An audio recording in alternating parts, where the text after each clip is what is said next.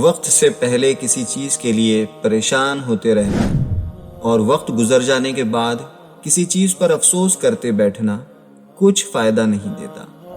گھر، business, job, شادی، بچے، ہر چیز اور ہر کام کا اللہ نے ایک وقت مقرر کیا ہوا ہے۔ بے چینی اور پریشانی کا شکار ہونے کے بجائے اللہ کے فیصلوں پر راضی رہیں، زندگی پرسکون ہو جائے گی۔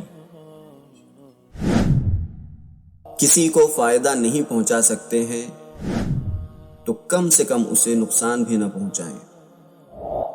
کسی کو خوش نہ رکھ سکتے ہوں تو کم سے کم اسے غمگین بھی نہ کریں، اور اگر کسی کی تعریف نہیں کر سکتے ہیں تو پھر اس کی برائی بھی نہ کریں۔ دعاؤں کو سہارا بنانے والا انسان کبھی ناکام نہیں ہوتا، اس لیے اپنی ہر ضرورت کے لیے اللہ سے دعا کیجیے۔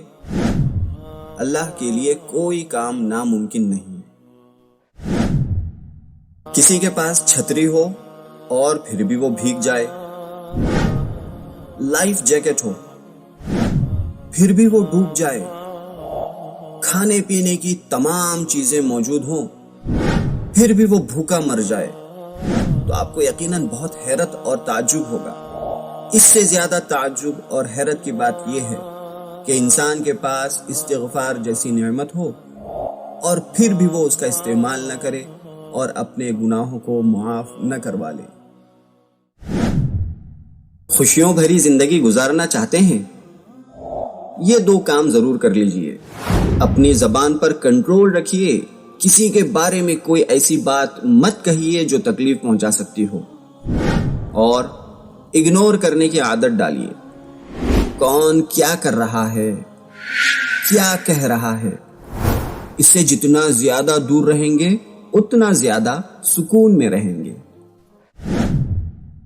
ایک دوسرے کے ساتھ محبت و احترام کے ساتھ رہیے۔ جدائی کی گھڑی بول کر نہیں آتی۔ ایک دوسرے کا خیال رکھیے، پتہ نہیں کون سی بات زندگی کی آخری بات ہو۔ ایک دوسرے کو برداشت کیجیے، کسی کے چلے جانے کے بعد افسوس کرنا کچھ فائدہ نہیں دیتا۔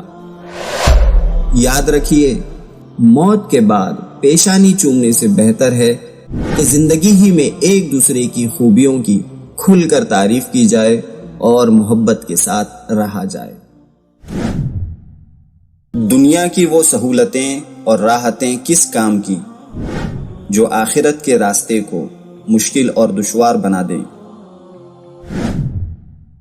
اس سے زیادہ بھیانک بات کیا ہو سکتی ہے کہ لوگ کسی انسان کی خوب تعریف کریں لیکن اللہ کے پاس اس کی کوئی حیثیت نہ ہو۔